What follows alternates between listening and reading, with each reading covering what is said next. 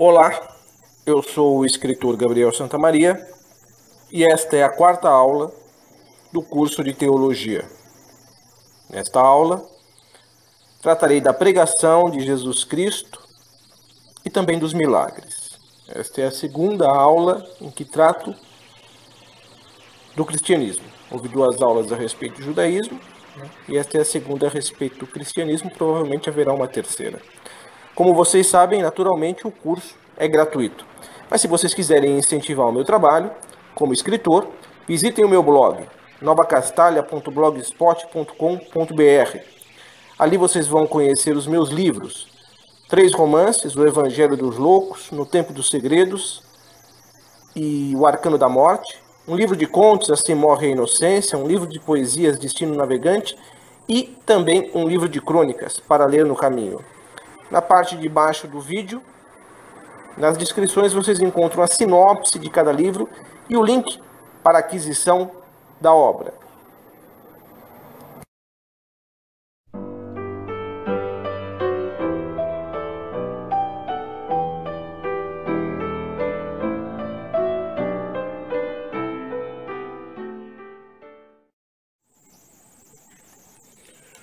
O que caracteriza a boa nova trazida por Jesus Cristo? Seu Evangelho. Devemos sempre nos recordar que Jesus Cristo, ainda que o próprio cristianismo tenha se estendido para todas as nações, tenha acolhido pessoas que não eram da raça dos judeus, devemos sempre nos recordar que Jesus Cristo era um judeu, era um hebreu.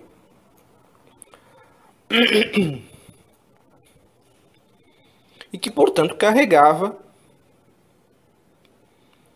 a sua missão salvífica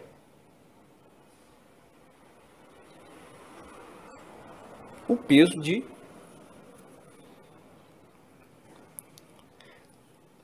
caracterizar os elementos do judaísmo. Ou seja,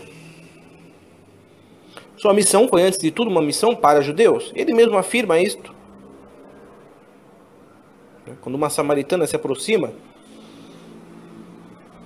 querendo que ele realizasse um milagre, ele diz: eu vim para a casa de Israel, para o povo escolhido.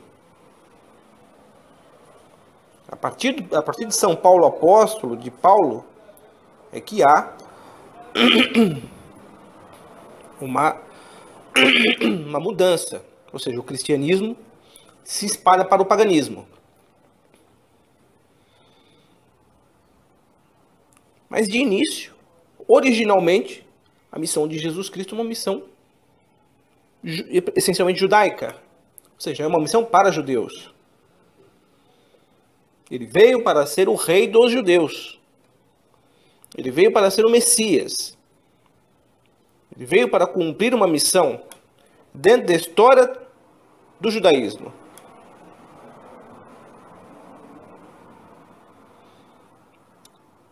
Agora, o judaísmo ele traz, como eu já expus nas 2 primeiras aulas, ele tem tradições religiosas muito marcantes. Tem os patriarcas, Abraão, Isaac, Jacó.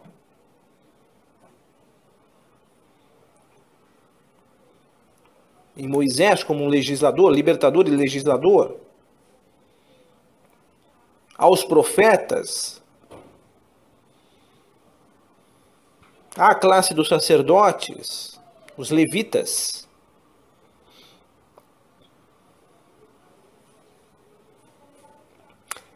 E dentro dessa tradição, dessa linha tradicional, existe sempre presente a mensagem de Deus,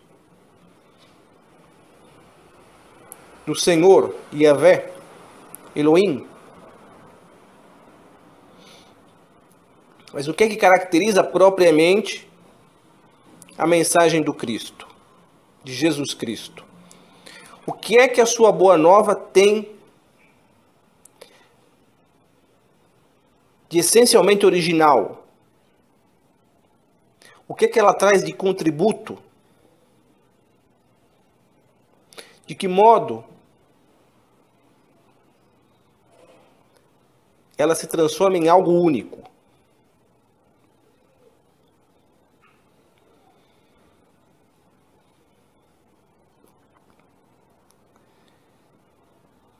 Se observarmos tudo aquilo que Jesus disse, né, as muitas formas com as quais ele falou, parábolas, ensinamentos diretos, milagres, os seus atos, nós observamos que ele se coloca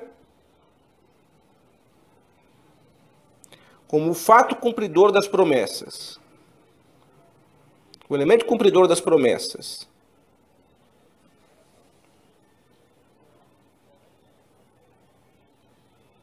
E quais seriam essas promessas? É aquilo já que eu falei na primeira e na segunda aula a respeito do judaísmo. Os judeus vivem de esperança. É a esperança da realização das promessas de Deus.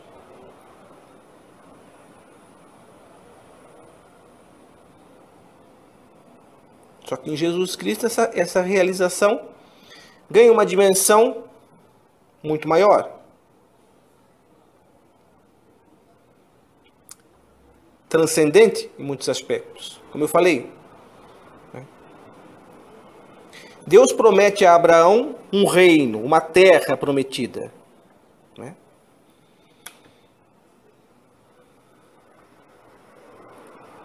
E quando Jesus Cristo nasce como o rei dos judeus e é louvado como tal, ele inicialmente já desperta, o seu próprio nascimento já desperta a ira de Herodes.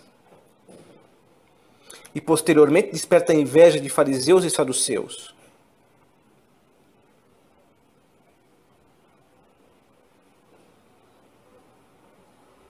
Mas ele mesmo diz, o meu reino não é deste mundo.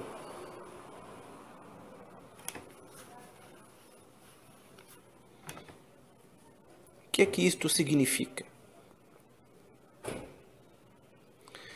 Significa que o cumprimento das promessas de Deus ganhou uma outra dimensão. A sua realização ganhou uma outra dimensão. Se esperavam que Cristo fosse um libertador político, se esperavam que ele fosse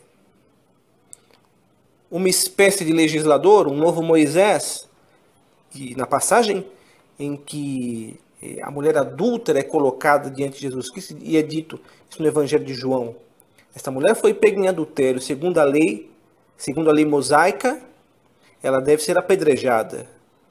E aí Jesus Cristo diz, quem não tiver pecado, que atire a primeira pedra. O que é que isto significa?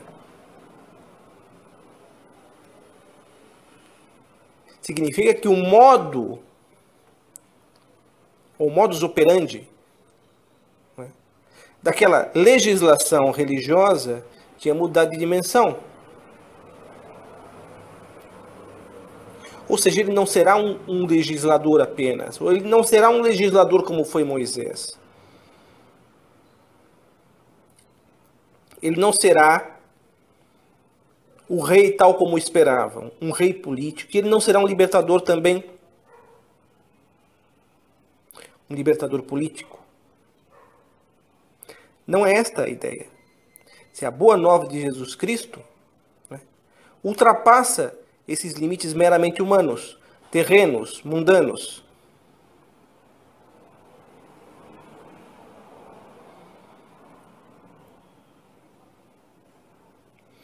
Retornando novamente ao Gênesis. Quando Adão e Eva foram expulsos do paraíso, né, conheceram a morte. Ou seja, não viveram a vida em plenitude. Porque o pecado original causou a morte.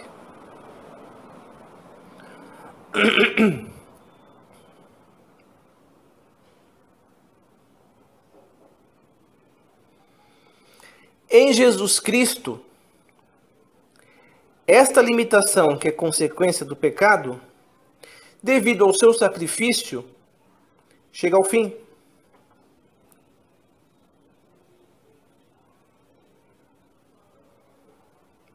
Porque ele diz: eu vim trazer vida e vida em abundância.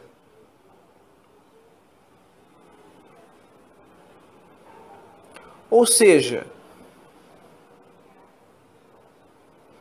o que a boa nova de Cristo nos traz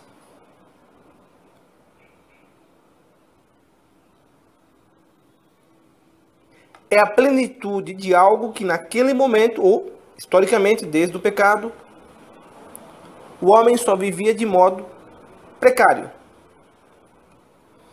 Ou seja, a vida era uma vida precária, mas Jesus Cristo oferece a vida em abundância.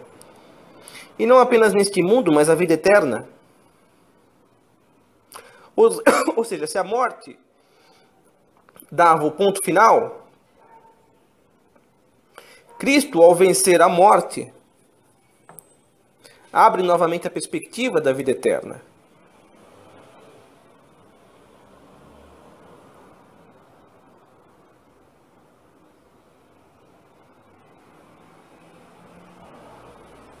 Outro aspecto importante da Boa Nova do Reino. Até aquele momento,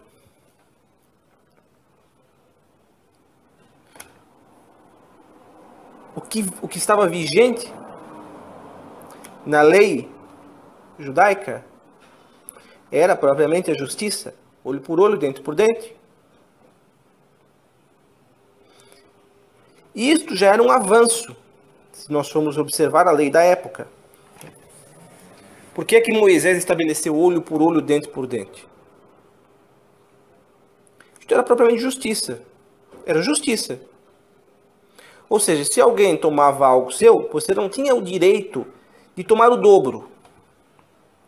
Se alguém matava o seu boi, você não tinha o direito de matar a boiada daquele que matou o seu boi. Você, no máximo, teria direito do boi. De um boi igual. Morreu o seu boi, você tem o direito de exigir um boi só. E nada mais. Isso já era um avanço para a época, porque na época de Moisés, questões como essa levavam à vingança. E a vingança extrapola. A vingança não é justiça. Se a pessoa furava um olho, ia lá e furava os 2 olhos do sujeito e dos filhos também. Ficava todo mundo cego. Então, isto é lógico que é uma metáfora, de certo modo, mas efetivamente não duvido que isso acontecesse. Mas se era um olho por olho, dente por dente. Perder um dente, no máximo que você podia exigir era um dente, nada mais do que isto. E isto é justiça. Mas a justiça, ela é pragmática. Às vezes ela é dura, propriamente.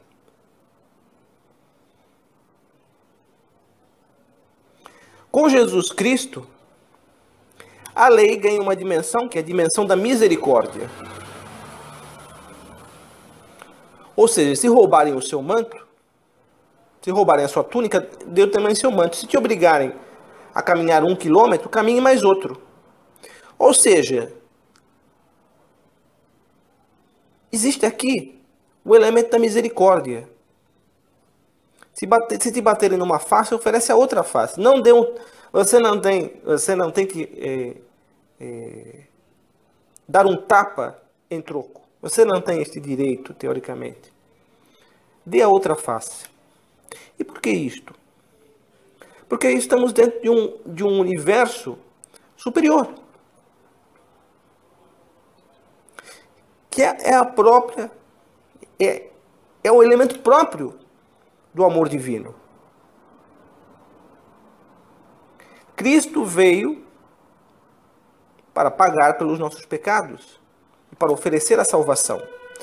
Teoricamente, os pecados que os homens cometeram, se Deus fosse agir através da justiça, nunca haveria salvação, porque o homem nunca seria capaz de pagar pelos pecados. Propriamente. O nascimento de Jesus Cristo, o Verbo encarnado, a encarnação do Verbo, é um ato de profunda misericórdia.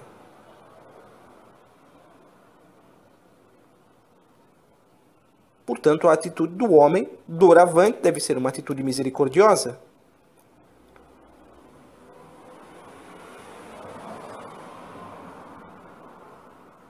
São alguns elementos da Boa Nova do Reino. Aquilo que é de original.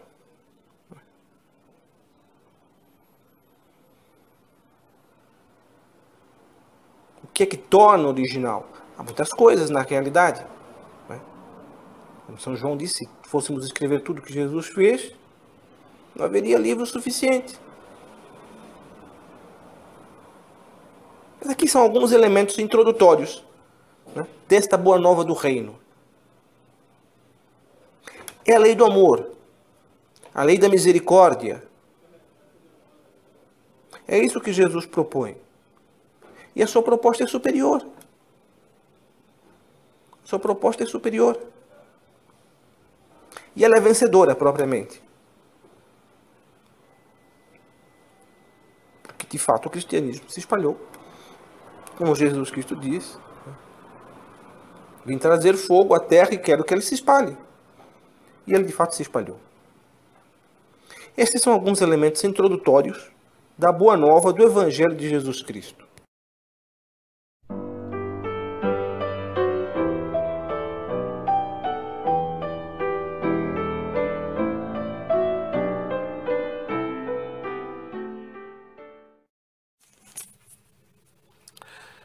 Vendo Jesus as multidões, subiu a montanha.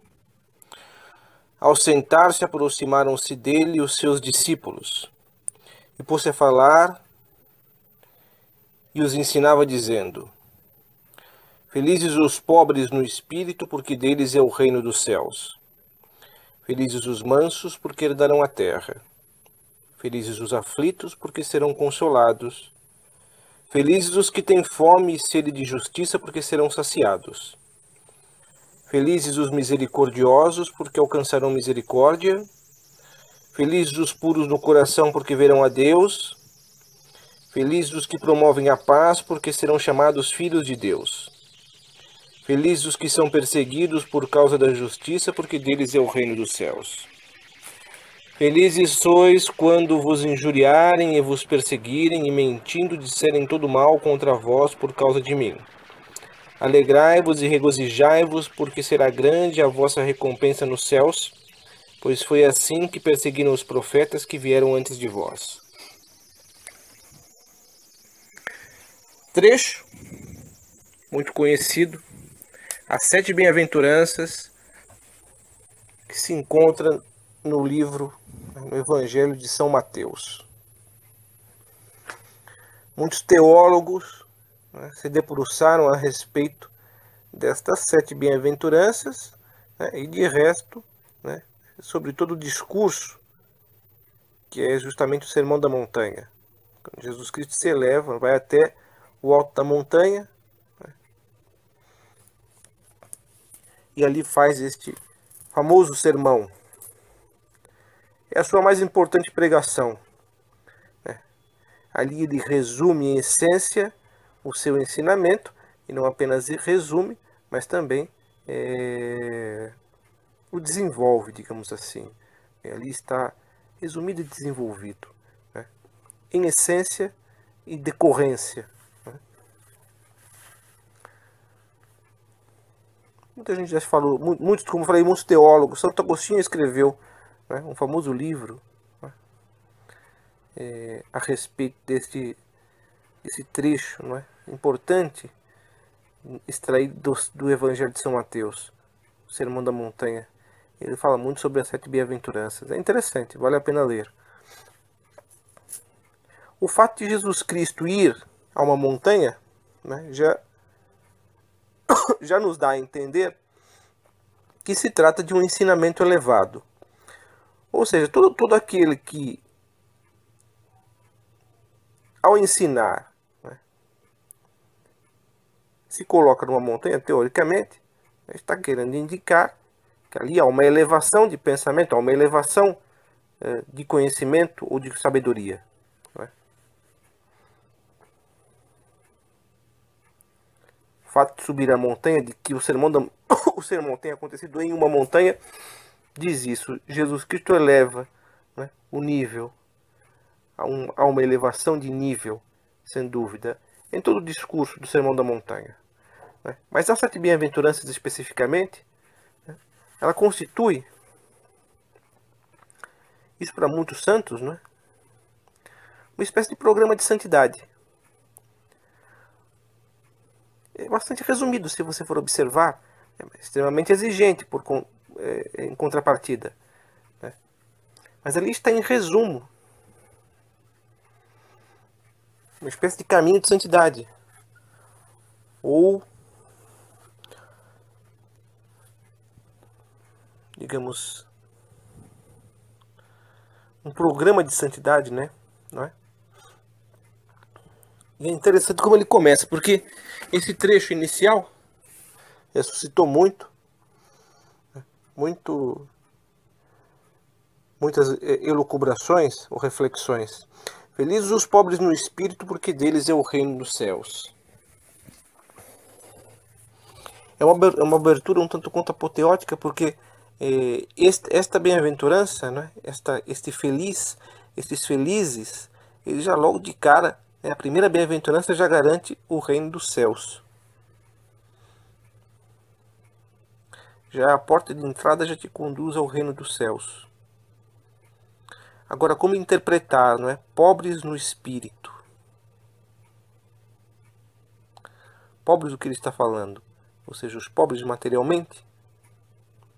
Quem é pobre material, em termos materiais, é isso que ele está falando? Não. Ele fala pobres no espírito. E o que significa propriamente ser pobre no espírito? Há pessoas que são pobres materialmente, mas o espírito está repleto de apegos, e apegos materiais. Ou seja, há uma abundância de apegos, às vezes de defeitos. Ou seja, você tem que se empobrecer no espírito. Você não pode ter o seu afeto voltado para os bens materiais. O que é que você busca? Para onde você dirige o seu amor?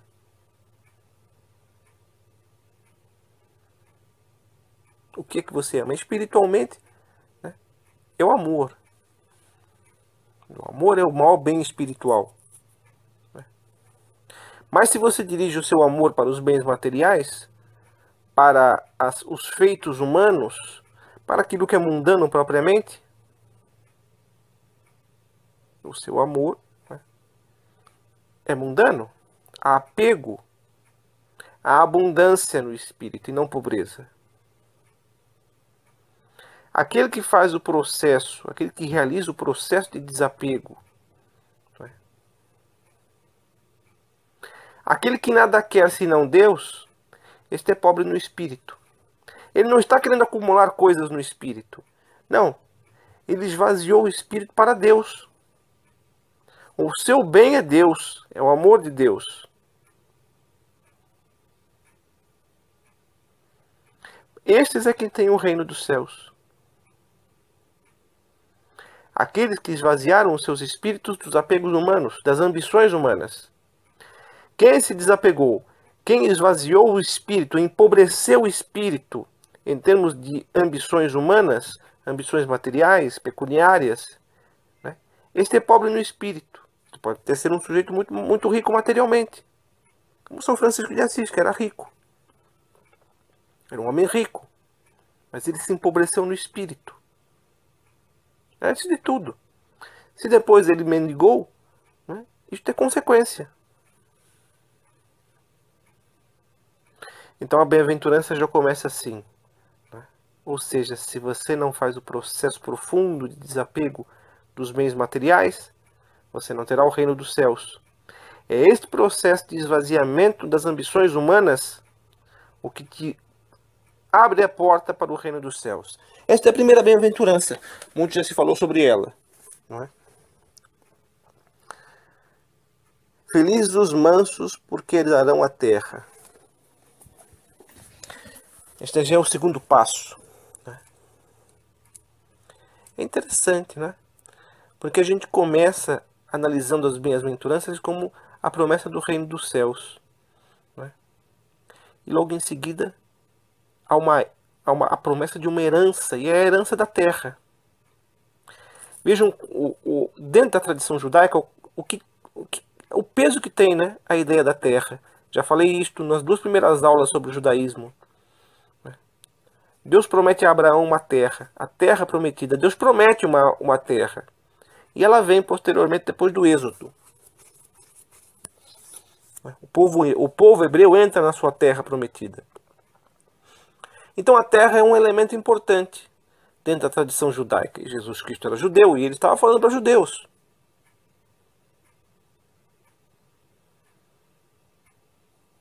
Mas quem herdará esta terra? Hoje nós temos aí, né, países... Historicamente houve, né, nações que tentaram criar grandes impérios, né, na tentativa de abarcar a terra inteira. Né? Os impérios caem, na realidade. Todos eles caíram. O Império Romano, o Império Macedônio, né? Depois o Império Carolíngio, né? O Império Napoleônico. Eles caem. Ou seja, não é assim que se herdará a terra. Quem herdará a terra? Quem são essas pessoas? Né? Os mansos. Interessante, não é? E o que é a mansidão? Jesus Cristo em algum momento diz assim: sede como eu, que sou manso e humilde de coração. O que é a mansidão? Teologicamente falando, a mansidão se constitui de uma obediência a Deus. Manso é aquele que não se rebela contra a vontade de Deus.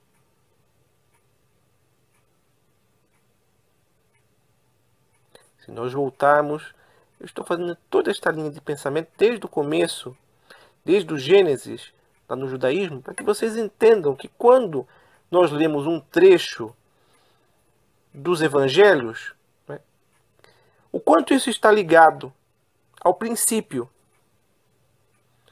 Né? O primeiro casal se rebelou, não foi manso. E o que eles perderam? O Éden. Eles perderam o Éden, ou seja, a terra, o jardim maravilhoso. Depois foram viver uma vida dura. Manso é aquele que obedece a Deus, sem se rebelar. Manso é aquele que não se rebela contra a vontade de Deus. Estes herdarão a terra. Então aqueles que são revoltados, não é, os rebeldes, estes não herdarão a terra. Por mais que se julguem no direito de tê-la. Eles não são os herdeiros da terra. Porque eles se rebelam contra a vontade de Deus. Então, o manso herdará a terra. Felizes os mansos, porque herdarão a terra. Esta é a segunda bem-aventurança. Né? E lá vamos para a terceira. Felizes os aflitos, porque serão consolados. E já vamos para a quarta. Felizes os que têm fome e sede de justiça, porque serão saciados. A terceira e a quarta, né, podem ser entendidas quase como numa linha única de raciocínio. Né? Por quê?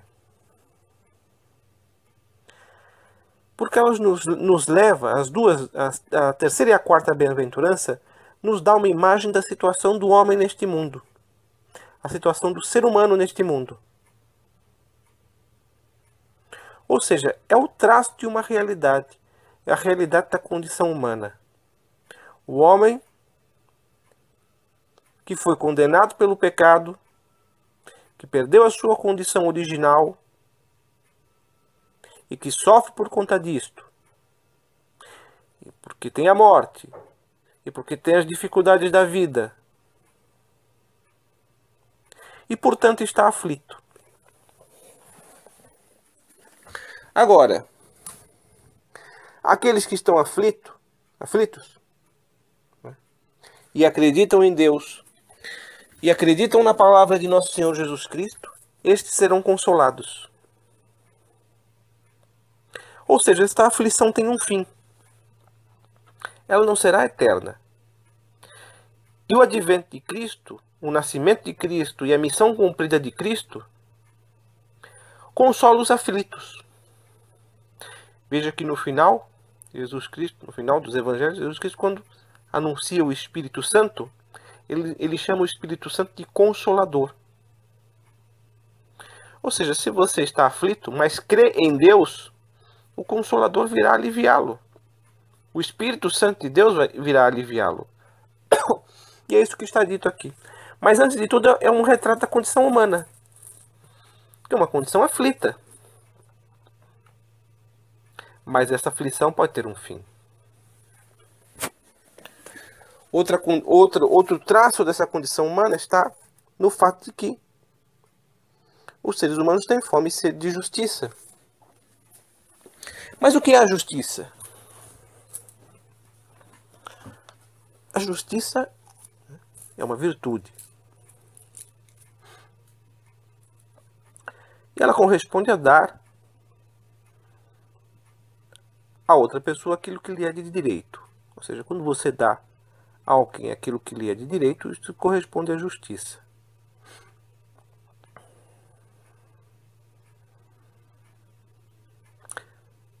É evidente que existe um traço profundamente humano, até mesmo social. As pessoas, né, têm o direito de ter a sua justiça, de serem injustiçados, porque muitas vezes são injustiçadas. E Deus também, neste âmbito, corresponde. Mas aqui você pode interpretar, né, e a maior parte dos teólogos interpreta, que a justiça de fato corresponde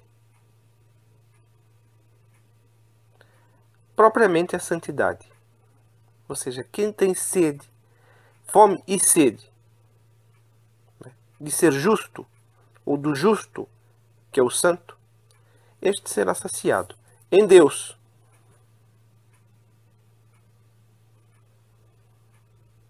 Muitos santos que foram saciados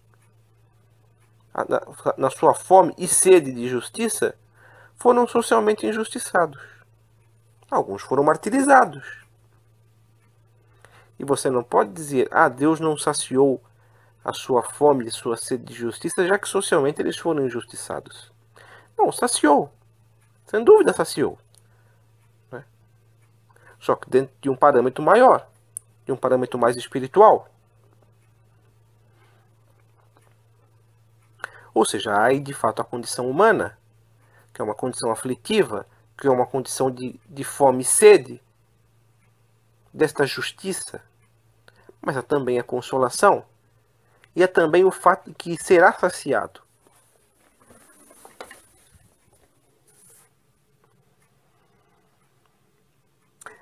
Agora é interessante, porque creio que eu já falei neste curso, se não falei, falarei agora. Existe a justiça, isto é um fato, mas existe algo mais do que a justiça, que é a misericórdia. Felizes os misericordiosos, porque alcançarão misericórdia. Esta é a próxima bem-aventurança. Pois bem, é interessante, porque a justiça, né, propriamente falando, É como eu falei, é dar ao outro aquilo que lhe pertence, aquilo que é justo.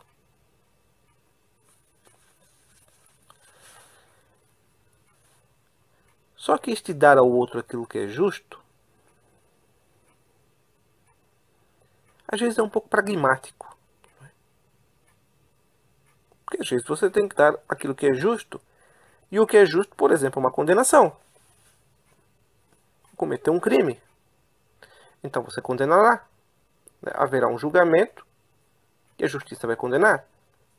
É interessante essa questão da justiça. Porque a justiça não é só você receber aquilo que é de direito, por exemplo, um salário. Às vezes você receber uma punição, isso também é justiça.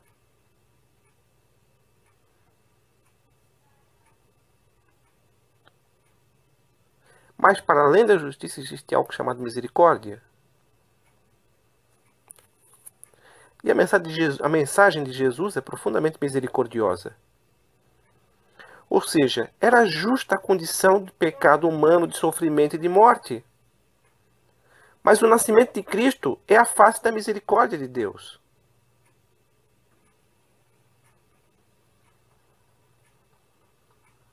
Mas como que você consegue alcançar esta misericórdia? Você, eu, qualquer pessoa. É sendo misericordioso. Porque você não tem direito à misericórdia, propriamente falando. A misericórdia é uma dádiva, é um dom. Ninguém pode bater na mesa de uma repartição pública e dizer, me dê misericórdia. Eu tenho direito constitucional. Não. É uma dádiva, é um dom que você conquista na medida em que você é misericordioso.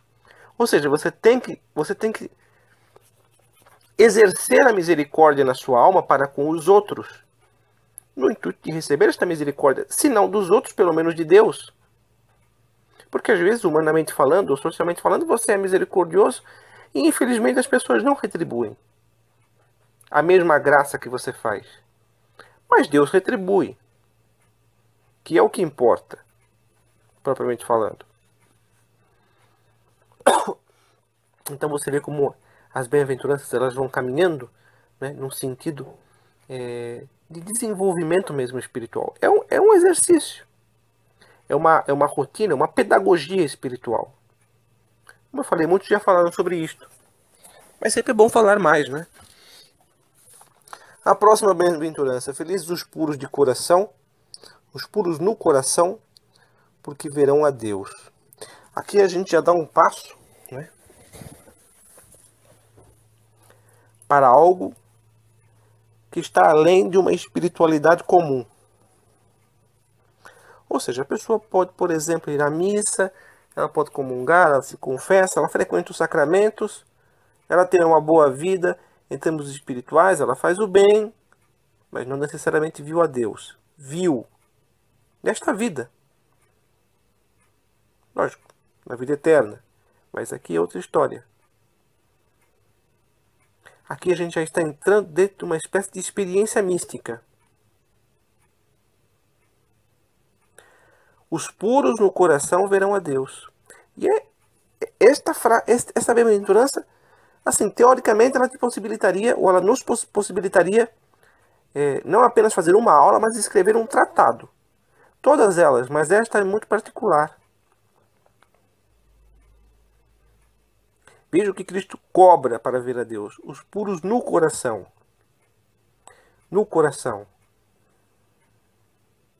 Aí vem aquela questão, mas é possível ser puro no coração e, por exemplo, não ser puro no resto do corpo? É interessante. Isto vale uma reflexão, sem dúvida, né? Às vezes as pessoas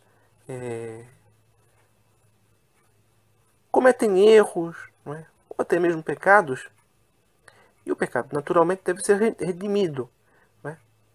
Mas parece que o pecado não chegou a se enraizar no coração. Há pecados que se enraizam no coração. A maldade está enraizada no coração da pessoa. É um coração sombrio. Há pessoas que às vezes fazem coisas erradas, mas não há um enraizamento do mal no coração da pessoa. Então esta pessoa já está mais próxima de uma pureza de coração. Talvez ainda não seja propriamente puro no coração, Mas aquela pessoa cujo coração está enraizado, em cujo coração o mal se enraizou, dificilmente. Ou seja, aquele que se ocupa de purificar o coração, e o que significa purificar o coração? É não desejar o mal a ninguém, é fazer uma opção sempre pelo amor, não julgar, não ter inveja, não ter orgulho. Amar propriamente a Deus, amar as coisas boas. Amar aos outros como a ti mesmo, como a nós mesmos. Isto purifica o coração. A oração constante também purifica o coração. Não há santidade sem oração. Quem ora constantemente purifica o coração. Aos poucos vai purificando o coração. Este é um caminho de santidade. E é um caminho até mesmo de vida mística. Esta bem-aventurança é uma bem-aventurança própria da vida mística. Da vida contemplativa. É através da purificação do coração que você vê a Deus. Ver a Deus é uma promessa. Ele está falando, Jesus Cristo está falando isso e é verdade. Ou seja, se você purificar o seu coração, se você não tiver maldade, se você não tiver desejo de vingança, e se você tiver uma boa vida de oração, de sacramento, você verá a Deus. Como? Bem, há inúmeros relatos de santos místicos que tiveram a visão de Deus, inclusive a visão de Jesus Cristo. Tem casos de pessoas que tiveram a visão da Santíssima Trindade, que é um dos maiores mistérios. Então, esta é uma bem-aventurança própria da vida mística, da vida contemplativa. Ela deve ser entendida bem assim mesmo, porque este é o seu verdadeiro significado. Felizes os que promovem a paz, porque serão chamados filhos de Deus.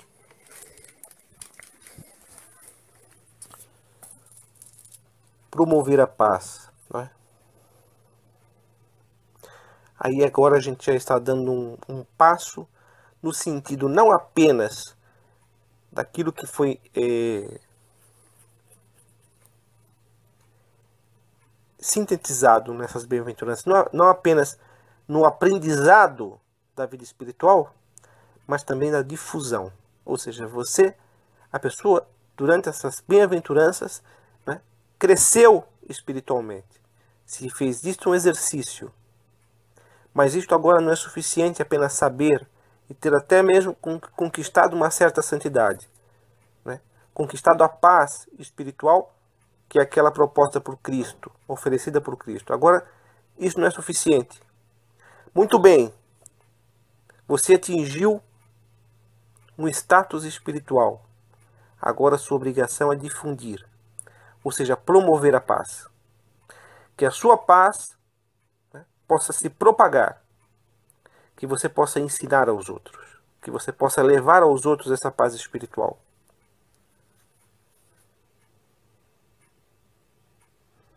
Já é um passo adiante. No entanto,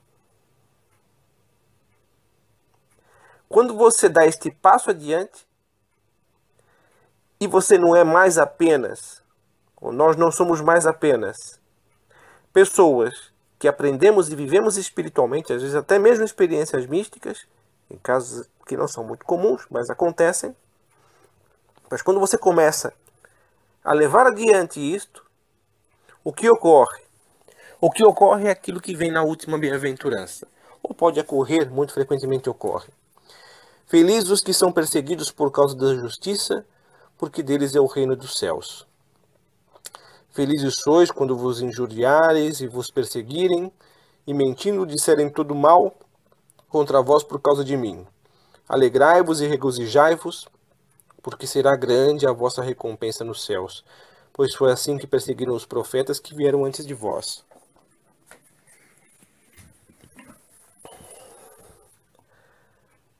Promover a paz, né? Levar adiante, ensinar, objetivamente falando, evangelizar pode, e muito frequentemente ocorre, ser motivo de perseguição. Ou seja, você corre o risco de ser perseguido. É um fato. E Jesus Cristo não escamoteia a verdade. Ele diz isto mesmo. Mas ele diz também que aquele ou aquela que promove a paz e que leva adiante o Evangelho, este, mesmo diante da perseguição, ou às vezes até por causa dela, pode se considerar um bem-aventurado ou um feliz. Felizes aqueles que são perseguidos, porque deles é o reino dos céus. As bem-aventuranças começam com a promessa do reino dos céus. Felizes os pobres no espírito, porque deles é o reino dos céus. E ela termina, né, com a perspectiva de uma perseguição. Aqueles que estão comprometidos com a causa do reino, né, mas essa perseguição, se ocorrer, quando ocorrer, ela terá uma recompensa. E a recompensa é propriamente o reino dos céus.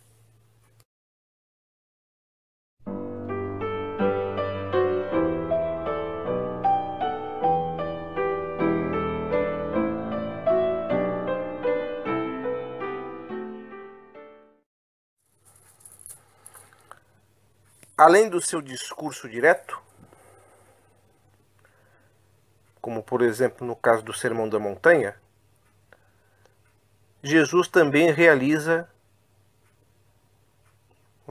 o ensinamento ou a pregação através da parábola. É através da parábola que ele transmite uma mensagem. E a parábola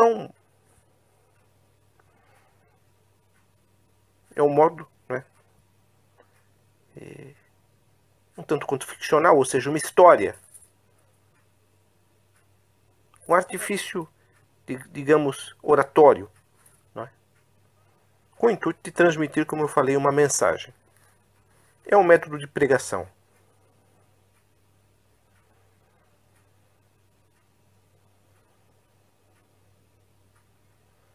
Tudo aquilo que Cristo ensina através do seu discurso direto, muitas vezes ele usa imagens, né, uma narrativa. E estas são as parábolas.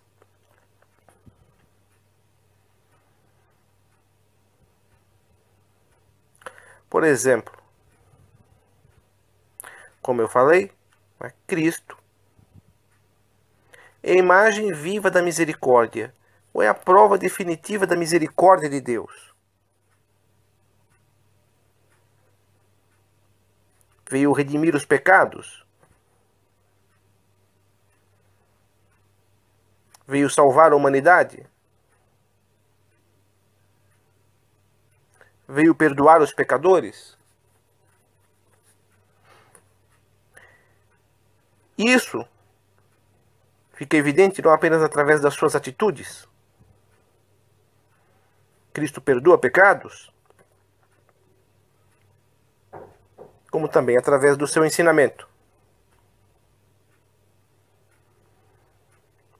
E este ensinamento se manifesta também em parábolas.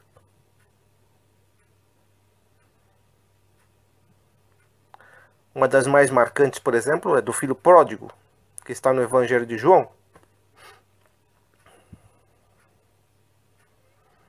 Um homem muito rico tinha 2 filhos. Um dos filhos, muito ambicioso, pediu a sua parte na herança. E o homem, um pouco entristecido, porque perderia aquele filho, ainda assim deu a ele a parte da herança. E o filho se foi. Caiu no mundo, com dinheiro no bolso, sua parte da herança. Dissipou a fortuna, gastou até não poder mais, e ficou pobre.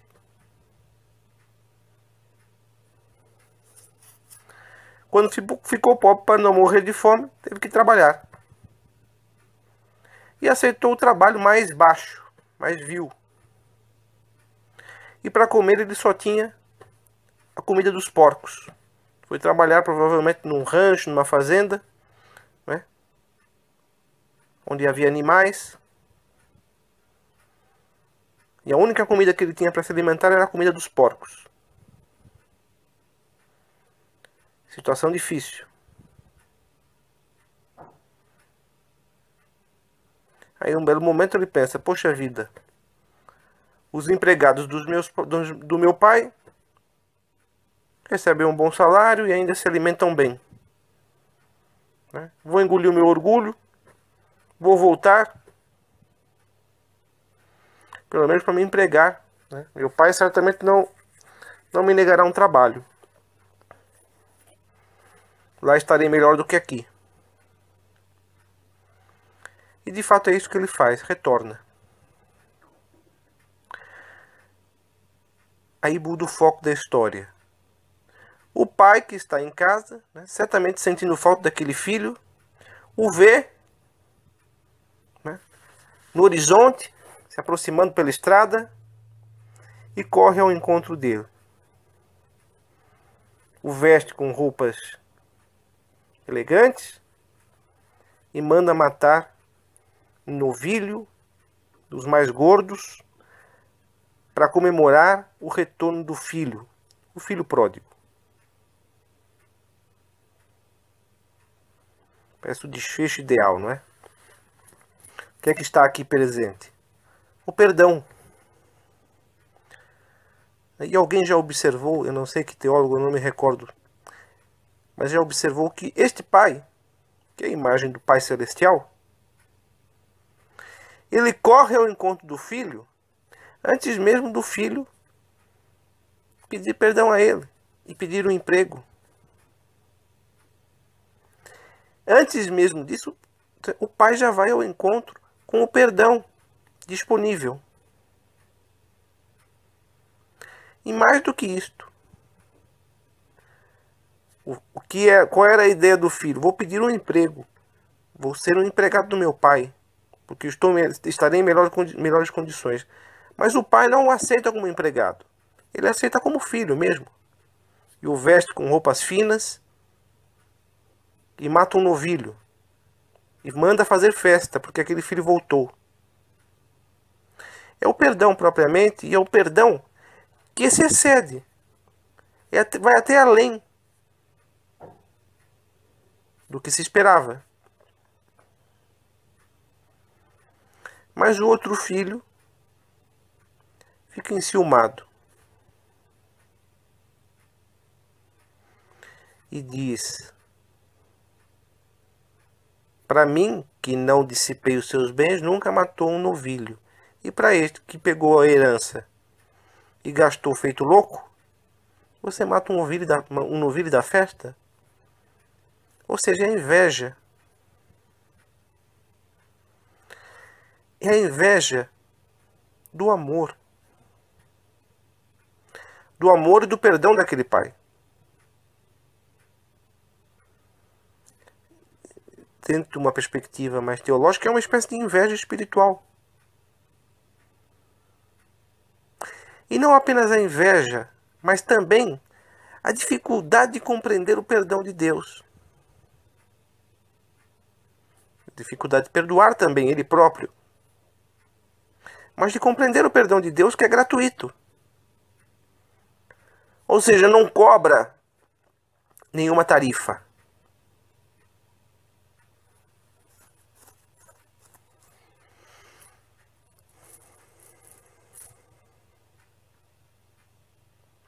E o homem responde, o pai: você sempre foi meu filho, tudo que é meu é seu. Mas esse filho, o outro, estava perdido e eu o recuperei. Ou seja, ele matou um novilho e o outro ficou enciumado. Um novilho,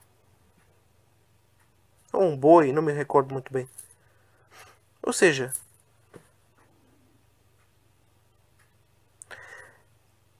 em contrapartida ele tinha todo o resto, porque tudo que era do pai era dele.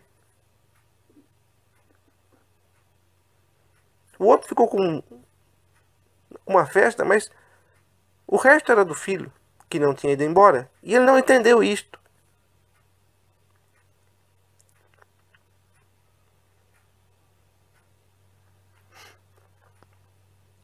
Que difícil é entender o perdão de Deus.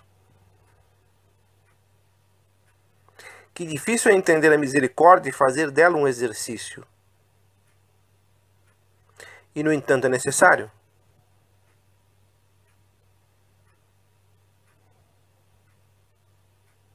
Deus perdoa e devemos entender este perdão porque dependemos dele também.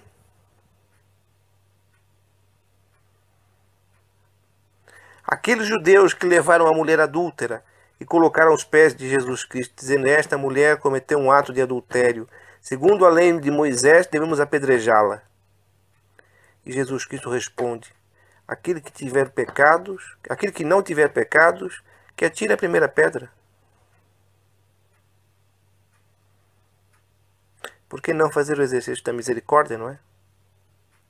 Ou seja, ali era uma sede de justiça. É o que está escrito. Ela foi pega em adultério, devemos apedrejá-la. Isto é o que diz a justiça. E Jesus responde segundo a misericórdia. Se vocês querem justiça para ela, terá justiça para vocês também. Porque ela tem pecados, mas vocês têm. Ou quem não tem pecados, que atire a primeira pedra. Só que todos foram embora, porque na realidade todos tinham pecado.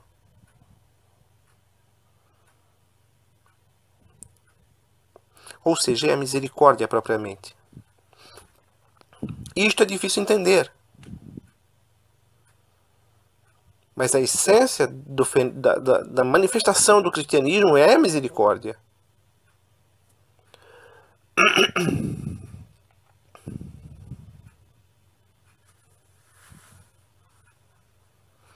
Agora, Cristo fala em parábolas muitas vezes. Não é? Não apenas uma vez, mas muitas vezes. E há passagens bastante paradigmáticas, não é? Às vezes as parábolas se referem a ele próprio, né? Como aquela do dono de um pedaço de terra que manda os empregados para cobrar, não é? Aquilo que quem está lá cuidando deve, né? E os empregados são mortos. E um dia ele manda o filho, acreditando que o filho não irá, que ao menos ao filho eles respeitarão, e o filho também é morto. Isto é a respeito de Cristo, é a respeito dele próprio.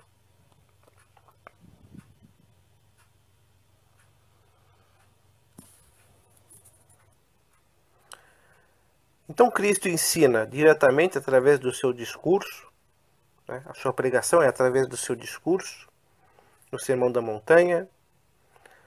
Cristo ensina através das suas atitudes, ensina quando perdoa pecados. O seu exemplo é um discurso, é uma pregação. E Cristo também ensina através de parábolas. Através de parábolas ele fala a respeito de si mesmo. Através de parábolas ele fala a respeito da importância do perdão.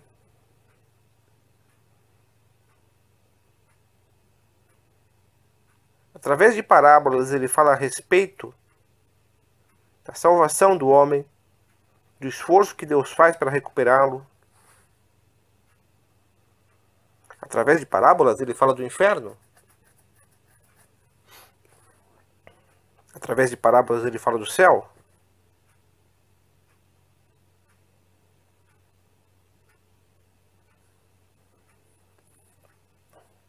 Tudo isso está contido na pregação de Jesus Cristo.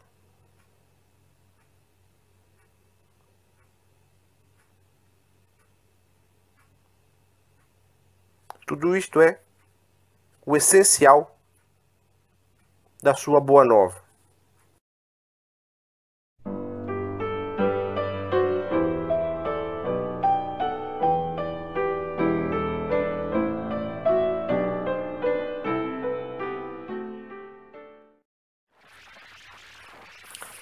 questão dos milagres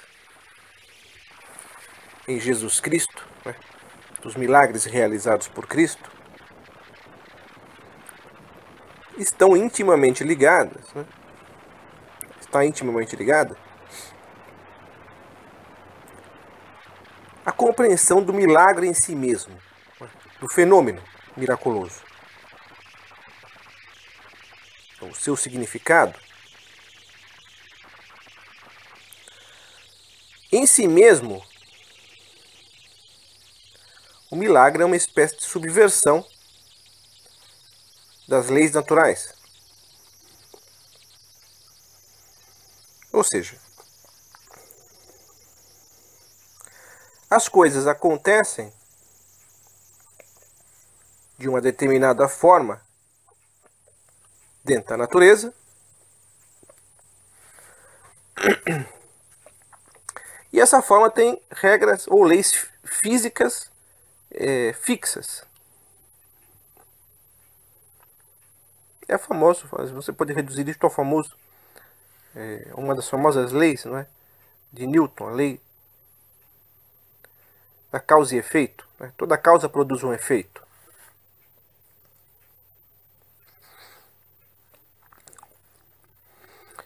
Mas no caso dos milagres, né, há um efeito que subverte a estrutura da realidade natural, sem que você entenda exatamente qual é a causa.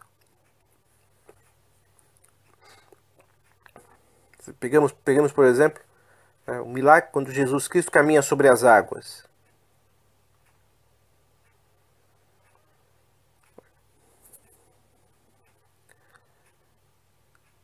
Naturalmente, qualquer corpo que tenha um determinado peso afunda na água.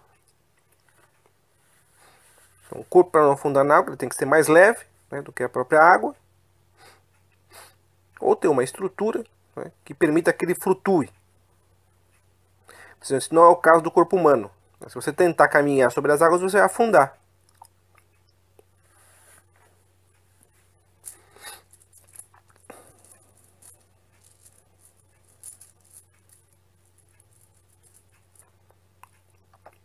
Mas acontece que Jesus Cristo caminhou sobre as águas.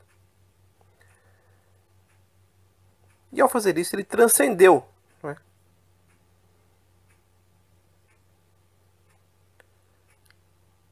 as leis naturais.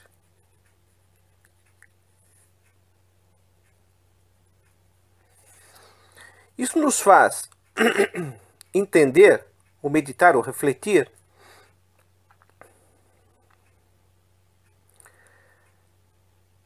que a validade das leis naturais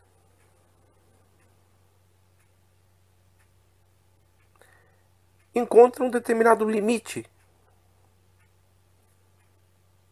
e que, para além desse limite, atua o milagre.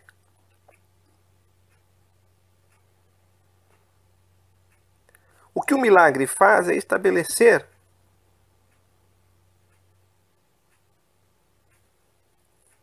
uma espécie de fronteira dentro do ambiente das leis naturais.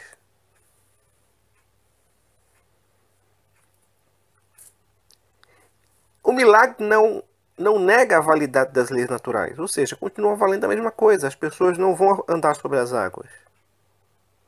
E se tentarem, vão afundar.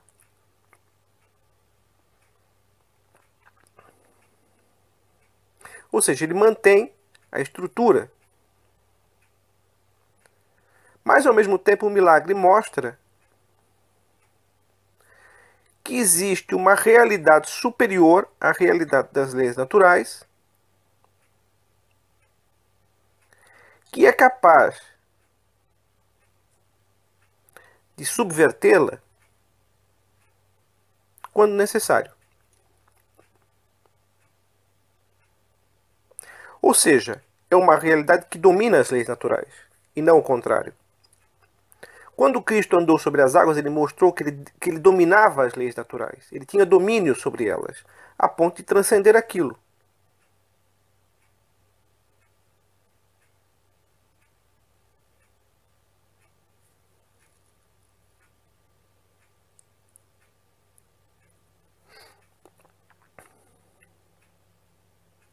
Isso tudo, né, essa questão,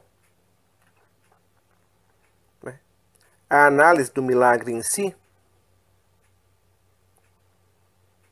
demonstra, né, a existência de uma realidade sobrenatural, ou seja, uma realidade para além do natural. Uma realidade metafísica, ou seja, para além da física. Existe uma realidade física, existe uma realidade para além da física, uma realidade metafísica. E o milagre só é possível porque existe essa realidade para além da física, para além da uma realidade metafísica, ou sobrenatural, para além do natural, acima do natural.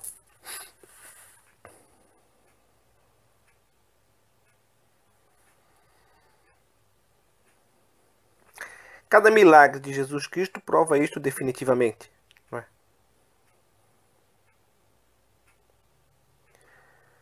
E o milagre serve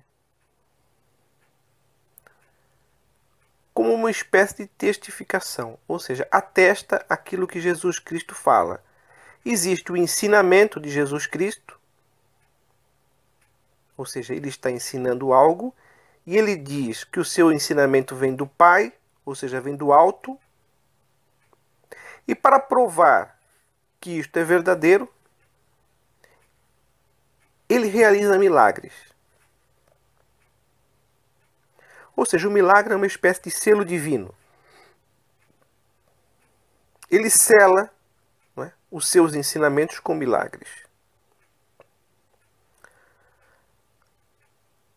Mas, ao mesmo tempo, ele afirma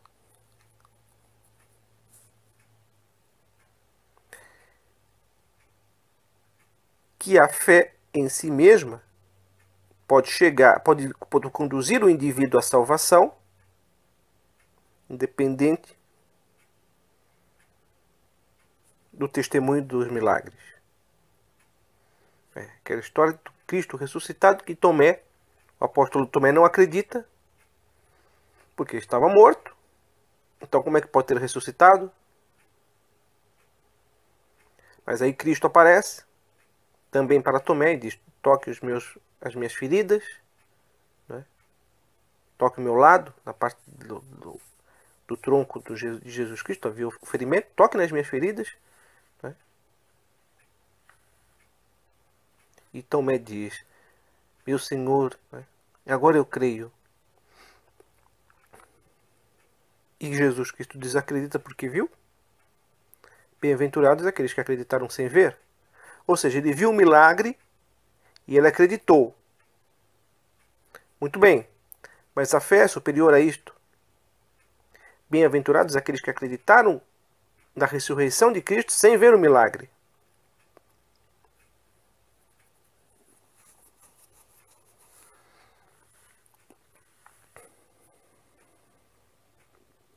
Então a questão do milagre em Jesus Cristo nos remete à constatação de uma realidade sobrenatural, de uma realidade metafísica,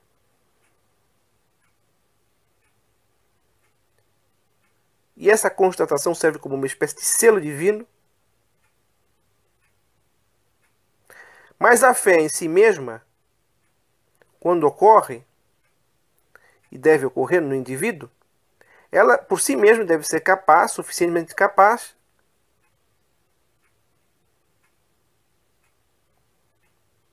de conduzir o indivíduo, né, aquele que crê, à salvação e ao reino dos céus.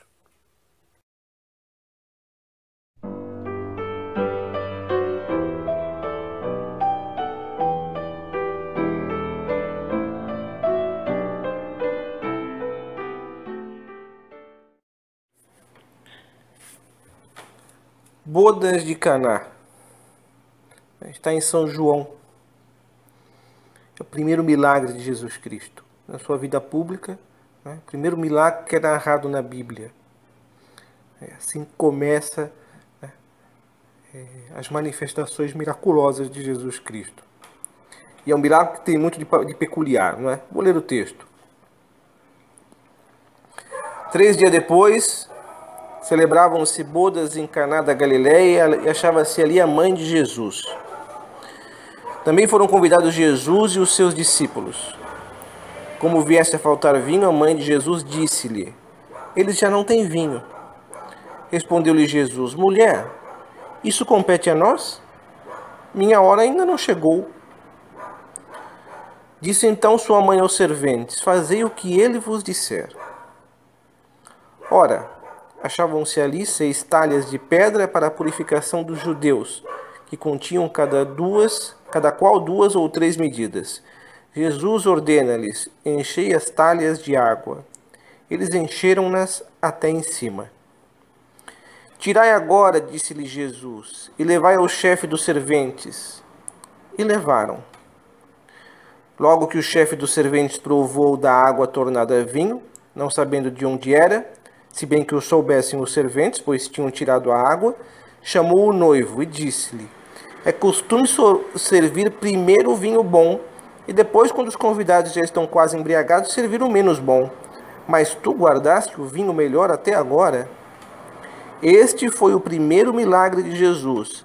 Realizou-o em Caná da Galileia, manifestou a sua glória e os seus discípulos creram nele. Aqui está, portanto, o primeiro milagre de Jesus Cristo que é narrado por São João. Como eu falei, um milagre bastante peculiar. E por quê? De início, ele se dá em uma situação bastante comum. Uma boda, ou seja, um casamento. E ali não havia nenhuma pessoa doente, ninguém precisou ser ressuscitado, né? A questão não era tão essencial assim, aparentemente. Pode parecer até mesmo banal, faltou vinho. Pode parecer banal, não é?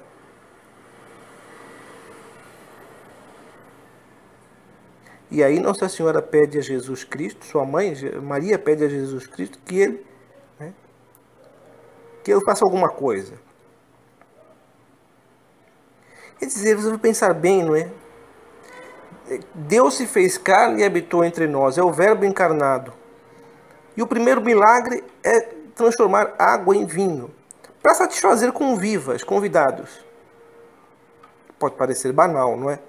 Mas por trás dessa suposta banalidade ou superficialidade há um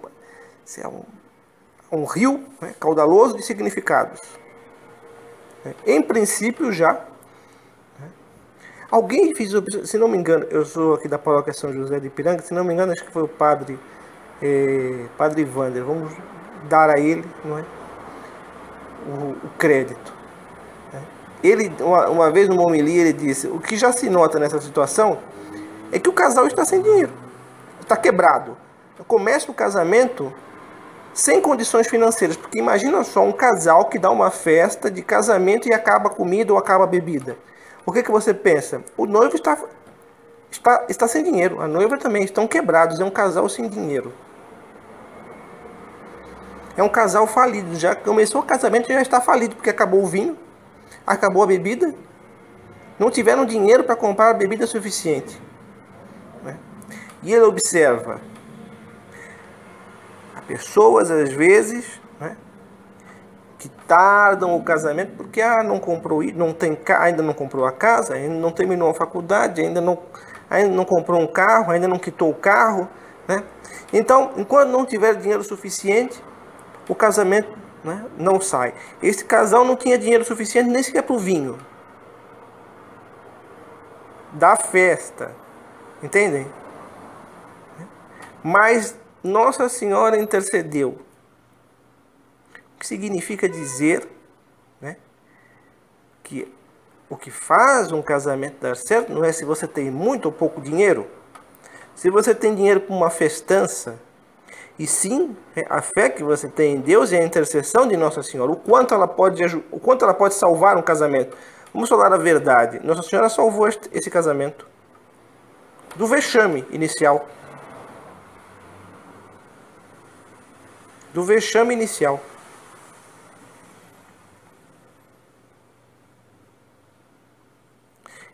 Outra observação. Nossa Senhora diz aos serventes: fazei o que ele vos disser. E isso serve para os serventes e serve para todo mundo.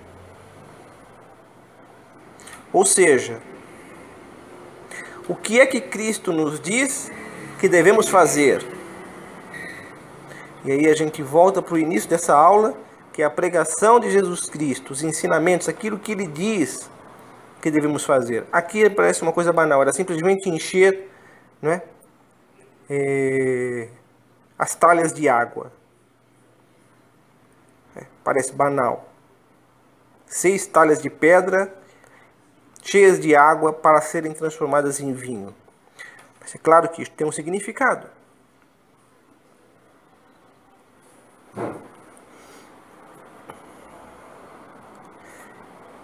Quando fazemos aquilo que Cristo nos manda, ou aquilo que Ele nos diz, também Ele nos transforma da água para o vinho. Tudo se resume a isto. Nossa Senhora não diz mais nada. Nossa Senhora diz, para que o milagre se realize, Nossa Senhora diz aos serventes: fazei o que ele vos disser. Só. E o milagre ocorre. Então isso serve para você, serve para mim, serve para todo mundo. Suponha que Nossa Senhora esteja dizendo para você: fazei o que ele vos disser. Fazei o que Jesus Cristo vos disser. Se você fizer o que ele vos disser, assim como os serventes, o milagre acontecerá. Agora, a transformação da água no vinho é um sinal, é um símbolo da transformação do homem, a transformação do indivíduo, do ser humano. A ação miraculosa de Jesus Cristo no homem realiza uma transformação de tal maneira, né, que aquilo que era vulgar, 6 talhas de água, se transforma em algo saboroso, né, excepcional, a ponto de o chefe do servente se estranhar. Deixou o melhor vinho para o final.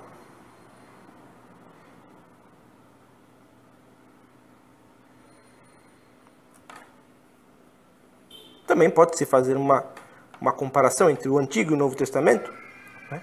Ou seja, o Novo Testamento é o melhor e ele fica no final. O advento de Jesus Cristo na história é o que há de mais saboroso, né? E justamente fica para o final. É como se você dissesse a Deus: nossa, você deixou o melhor para o final? Sim. Ficou melhor para o final? Um primeiro milagre, né, dentro de uma situação aparentemente comum, mas cheio de significados. Né? Uma situação cheia de significados. Né? Sinalizando, simbolizando, né, muitas coisas. Primeiro, que devemos fazer o que Cristo nos diz. Né? Segundo, que a intercessão de Nossa Senhora é capaz de salvar um casamento. Não duvide disso. Ela intercede, mas você tem que fazer o que Jesus, o filho dela quer, o que o filho dela mandar, o filho dela disser. E a ação miraculosa de Jesus Cristo transformando a água do vinho, né? A gente fala às vezes de uma pessoa mudou da água para o vinho. Sim, é isto mesmo. A ação de Jesus Cristo transforma o ser humano da água para o vinho. Essa é a questão essencial, né, que está presente neste primeiro milagre. Este primeiro milagre de Jesus Cristo. Agora, é quase impossível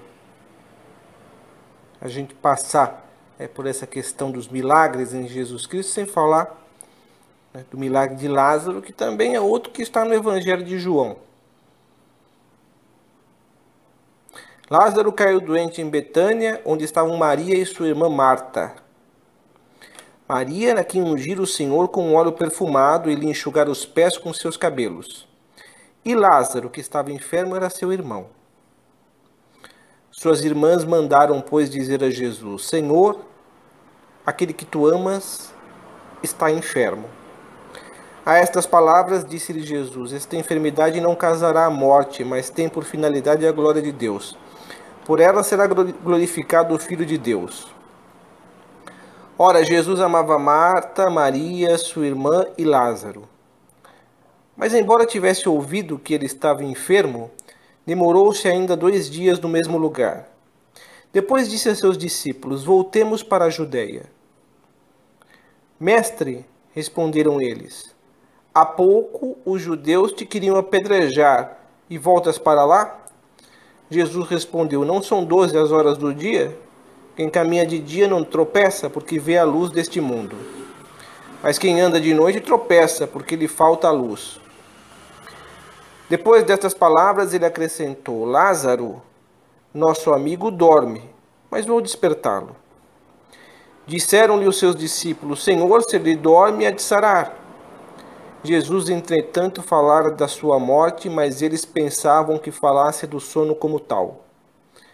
Então Jesus lhes declarou abertamente: Lázaro morreu. Alegro-me por vossa causa, por não ter estado lá, para que creias.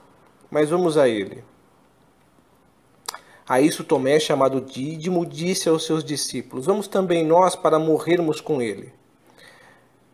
À chegada de Jesus, já havia 4 dias que Lázaro estava no sepulcro.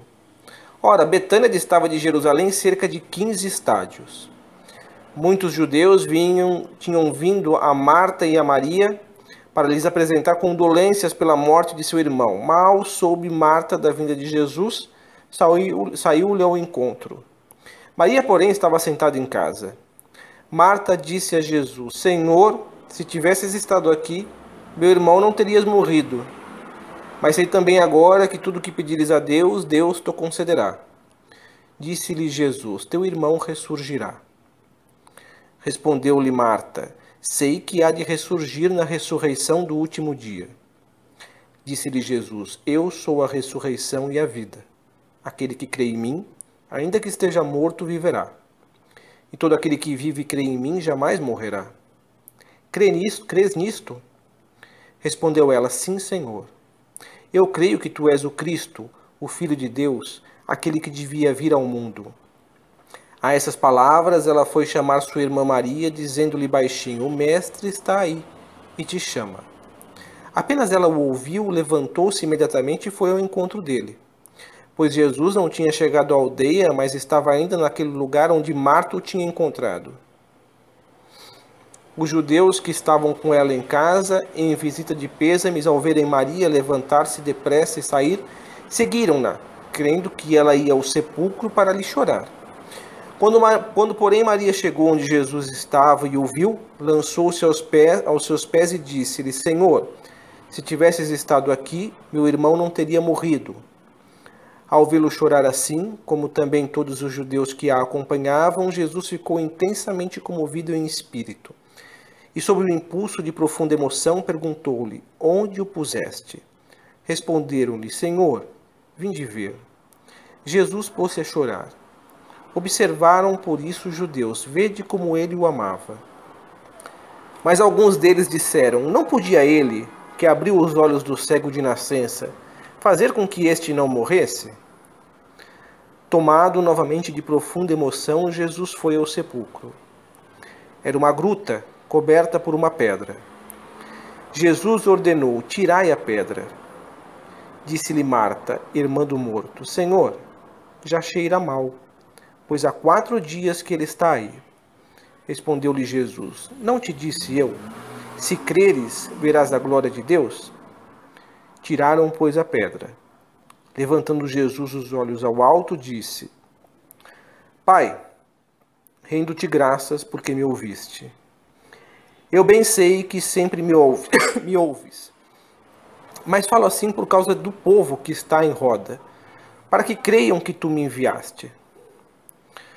Depois destas palavras, exclamou em voz alta: Lázaro, vem para fora. E o morto saiu, tendo os pés e as mãos ligadas com faixas, e o rosto coberto por um sudário. Ordenou então Jesus: desligai-o e deixai-o ir. Muitos dos judeus que tinham vindo a Marta e Maria e viram o que Jesus fizeram, creram nele. Alguns deles, porém, foram aos fariseus e lhes contaram o que Jesus realizara. Aqui está, portanto, a narrativa, né, desse um dos mais importantes milagres. Todos os milagres, né, realizados por Cristo foram importantes, sem dúvida. Mas esse aqui é um dos mais importantes e paradigmáticos, né, porque ele é uma antevisão da própria ressurreição de Cristo, né? Ou seja, Cristo ressuscita um morto. E é interessante, não é, que quando Jesus Cristo primeiro se tarda, né, mesmo sendo avisado que Lázaro está doente, ele se tarda, né, a se dirigir à cidade, né, onde Lázaro e suas irmãs se encontravam. Quando chega, ele já estava morto há 4 dias. Né? E a atitude inicial é de supor que Cristo ali nada tem a fazer senão chorar. Ele abriu os olhos do cego agora, por que não ajudou esta pessoa a não morrer? Ou seja, morreu. Agora Cristo não tem mais nada a fazer.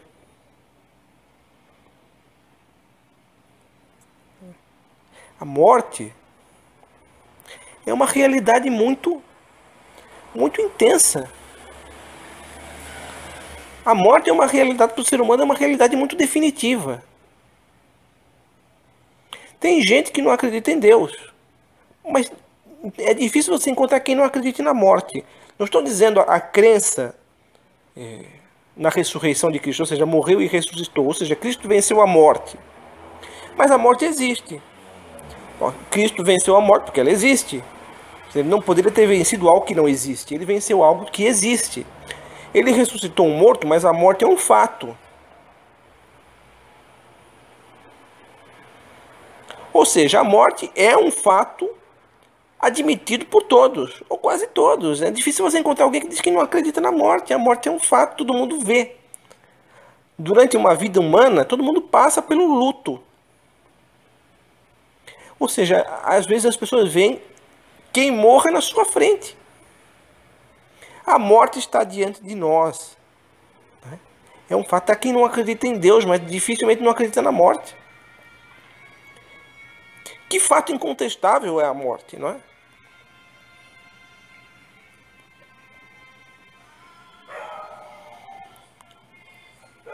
Então, quando Cristo chega ao sepulcro de Lázaro, a questão está resolvida para a maioria das pessoas. Se ele tivesse chegado antes, Lázaro não teria morrido. Porque curou os olhos do cego e não impediu que esse morresse. Mas ele já está morto. E ele pede, tirem, né, a pedra. Mas, Senhor, já está morto há 4 dias, já está fedendo. Né?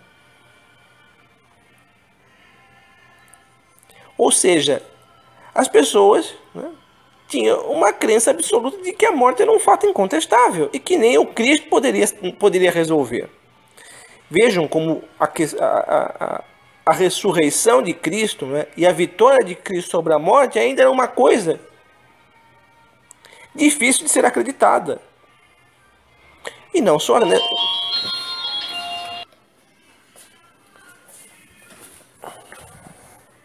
Que difícil realmente, né?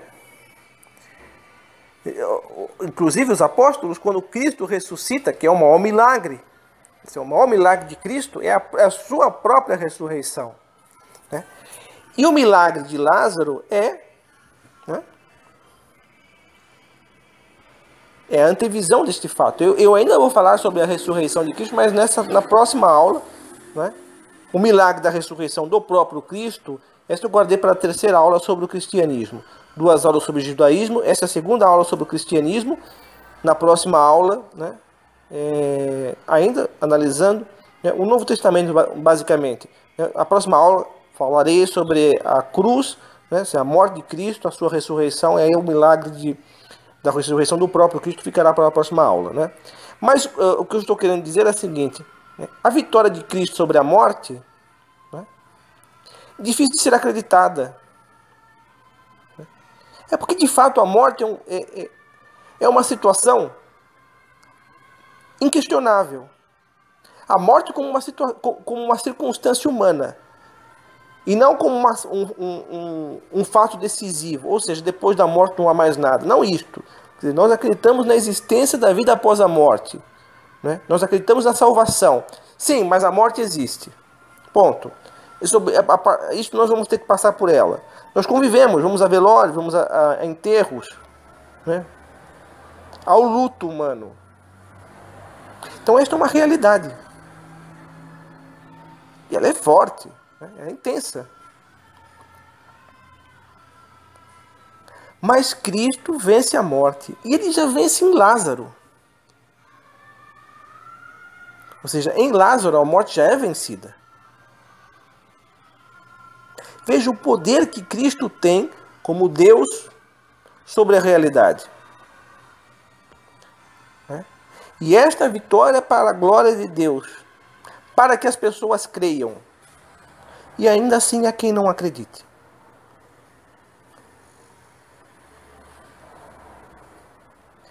O não crer em Jesus Cristo, mesmo diante dos milagres, mostra quão endurecido muitas vezes é o coração do homem. Como é endurecido o coração do ser humano muitas vezes, nem diante de um milagre.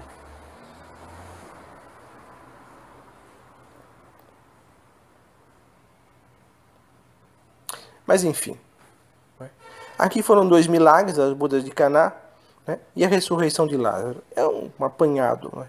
Na realidade, Cristo realizou muitos milagres. Né? Se eu fosse falar sobre todos, esta aula se estenderia. 2 paradigmáticos. O primeiro, né, e um que é a antevisão da própria ressurreição de Cristo, da vitória sobre a morte. Mas por hoje é só. Né? Na próxima aula, né, falarei sobre a morte de Cristo, ou seja, a paixão de Cristo e a sua ressurreição, que é para fechar essa questão do Novo Testamento. Né? E depois, patrística, escolástica, teologia mística, né? Para que o curso tenha aí pelo menos umas 13, 14 aulas, quem sabe um pouquinho mais, mas fecha por aí. Né? Esta é a terceira aula, quarta aula, a próxima é a quinta, para fechar a questão do Novo Testamento. É isso.